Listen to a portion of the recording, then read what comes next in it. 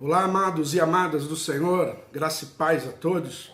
Hoje nós vamos falar de um assunto polêmico, obviamente, mas com certeza é muito instrutivo e importante para os nossos dias. Vamos para a vinheta, daqui a pouco eu volto então falando sobre o pastorado feminino.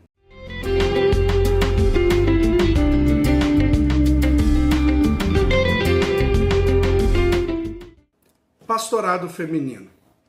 Ele é uma realidade, embora seja, mas ele tem subsídios bíblicos. Podemos dizer assim, eu sei que é um assunto até que vai tocar em algumas feridas, mas o objetivo mesmo não é ofender ninguém, e com muito respeito, inclusive, eu quero somente mostrar a luz das Escrituras, né? Porque o fato não basta sermos sinceros, ou a nossa sinceridade não vai ser um elemento que vai fazer com que algo se torne verdade por quanto eu sou sincero. Então, baseado nisso, eu quero ler aqui 1 Timóteo, né, capítulo 2, a partir do versículo 11, que diz assim: a mulher deve aprender em silêncio com toda a sujeição. Não permito que a mulher ensine, nem que tenha autoridade sobre o homem, esteja, porém, em silêncio. Aí ele vai justificar aqui. O Paulo vai justificar no versículo 13, dizendo: porque primeiro foi formado Adão e depois Eva. Obviamente, isso aqui não sacia uma justificação para que a mulher não possa ser pastora, né? Então, o versículo 14 aqui, ele explica que é por causa da queda. Então, a questão aqui não é competência, a questão aqui não é dizer que o homem é melhor que a mulher, não. Mas é simplesmente por causa da queda, e depois disso, então, Deus organizou, né, todas as funções, inclusive as funções eclesiásticas e, no Antigo Testamento, religiosas. Então, o versículo 14 diz assim: Adão não foi enganado, mas sim a mulher que, tendo sido enganada, tornou-se transgressora. Entretanto, a mulher será salva dando luz a filhos, se elas permanecerem na fé, no amor, na santidade, com bom senso. Parece ser, aos olhos contemporâneos, isso aqui parece ser muito machista, né? E se a gente olhar na linha da história, a gente vai perceber que as mulheres, como pastoras, só surgiram agora, no século XX, né? Através de um advento chamado movimento feminista e as suas três variações, a qual não vamos tratar aqui, mas a gente percebe que, então, existe pelo menos aí uma lacuna de 1900 anos, a qual não havia mulheres pastores. Por que, então, essa tendência atual? Mas vamos explicar aqui o texto. A Bíblia está dizendo aqui no versículo 14 de 1 Timóteo capítulo 2, dizendo assim, que Adão não foi enganado. E isso aqui é um problema para nós homens, porque a Bíblia está dizendo que nós pecamos racionalmente. Mas a mulher, ela foi enganada. E tendo ela sido enganada, ela também tornou transgressora. Obviamente o homem também é. E quando Paulo fala sobre o pecado, ele fala: por um homem o pecado entrou no mundo. Mas qual é o problema aqui? Lá em Gênesis, capítulo 3, a partir do versículo 1, a serpente chega para a mulher dizendo assim: é verdade que vocês não podem comer de toda a árvore? Então a mulher, ela disse o seguinte: não, você está equivocado. Então a mulher pegou a palavra, né, vamos dizer assim, né, obviamente não tinha, estava no coração dela, e falou assim: não, não é assim. Na realidade, nós não podemos comer o fruto do conhecimento do bem e do mal, porque senão morreremos. Então sim, a serpente falou: não, vocês não morrerão. Quer dizer, a serpente primeiro perguntou algo, a qual a mulher corrigiu a serpente. E dentro dessa correção, a mulher explanou o verdadeiro assunto que o diabo quis tentar a mulher quanto o casal. Então, disse o seguinte: não, vocês não morrereis, não, vocês não morrerão, porém se tornarão como Deus. Então, aí sim a mulher caiu em tentação. Ela caiu em tentação, obviamente, sendo enganada, pregando a palavra para Satanás, explicando a palavra que era a ordem que Deus deu. Ela foi enganada pela própria palavra. Então, Adão pecou, mas ele não foi enganado, ele pecou racionalmente. Então, por conta disso, está imputado a ele o ministério que de alguma forma é um grande fardo, mas em Cristo se torna leve, que é ser pastor. Observe o seguinte, fazendo uma analogia. Imagine um homem e uma mulher num campo de batalha. Então a mulher está lá na trincheira, lutando com os inimigos, e o homem também ali está.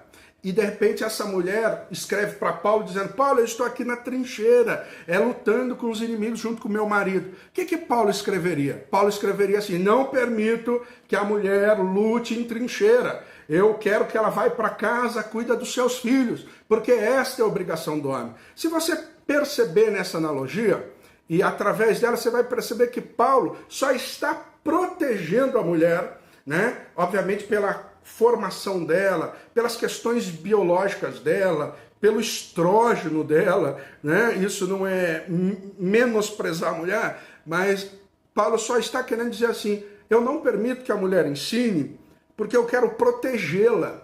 Esta é a função do homem, ok? Então, ele está dizendo isso. Mas, e isso está em consonância, não é uma questão cultural, tanto é que o que seria a mulher exercer autoridade sobre o homem. Tanto que depois em 1 Timóteo capítulo 3, ele fala assim: quem deseja o episcopado, excelente obra desejo, porém convém que o homem seja irrepreensível, marido de uma mulher só e etc. Então está dizendo o seguinte, então, esse ensino que a mulher seria autoridade é o ensino da função e das prerrogativas pastorais. Então a mulher, então, o que Paulo está querendo dizer aqui é que ela não pode ser pastora. Mas Paulo também não está dizendo que ela não pode ensinar. Ela não pode ensinar com o cargo, com a função, com a vocação. Por que isso? Lá está em consonância, então, primeiro, e eu já explico, 1 Coríntios capítulo 14, versículo 34. Que Paulo estava dizendo: isto é um mandamento, eu não quero que a mulher ensine. Mas em 1 Coríntios capítulo 11, versículo 5, diz que a mulher profetiza. Então a mulher prega, como a mulher louva.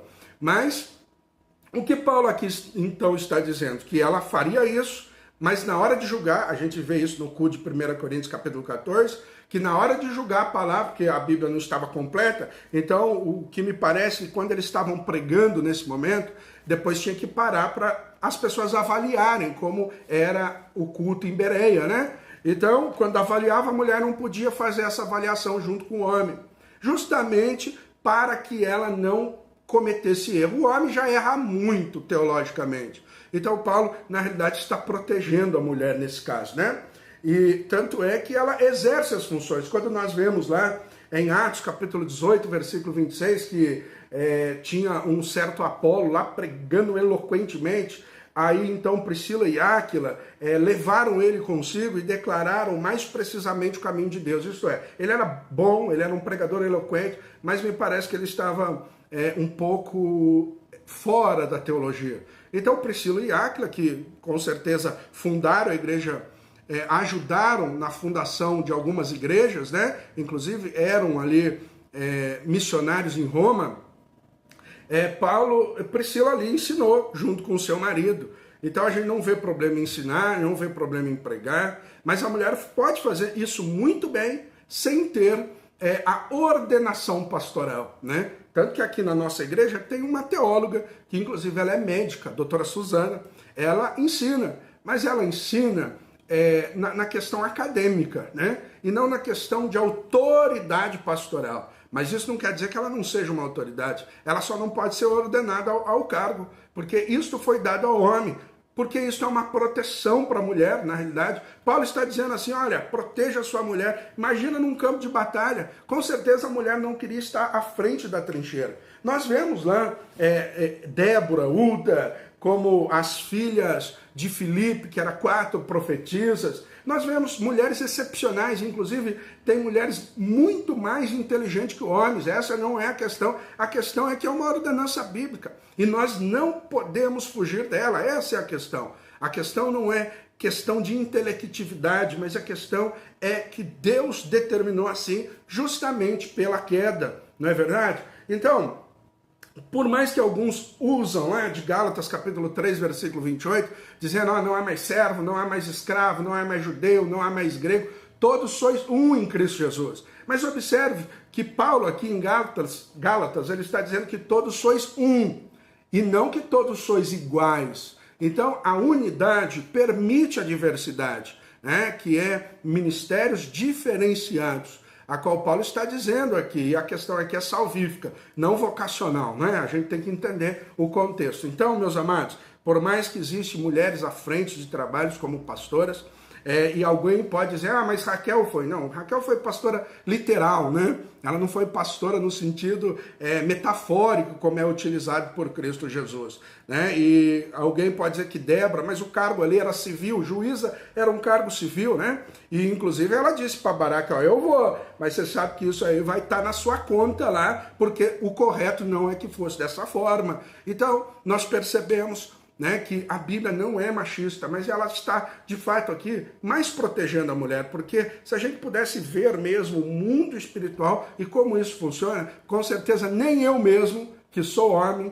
vocacionado ao pastorado, nem eu mesmo queria ser, não é verdade? Então, por isso que Paulo estabeleceu dessa maneira. Então, em Cristo, todos somos um, não há mais mulher, macho, na questão salvífica, e cada um desempenhando a sua função. Aqui, na igreja que eu pastorei, não tem machismo, mas a mulher pode pregar, a mulher pode louvar, inclusive as mulheres ensinam os seus filhos em casa, como também aqui nas escolinhas, mas elas não precisam ser ordenadas para isso, porque a Bíblia não permite, amém? Deus abençoe você, espero que você tenha gostado desse vídeo. Se gostou aí, dê o seu joinha, compartilhe e divulgue aí para a glória de Deus. Deus abençoe a todos, em nome de Jesus Cristo.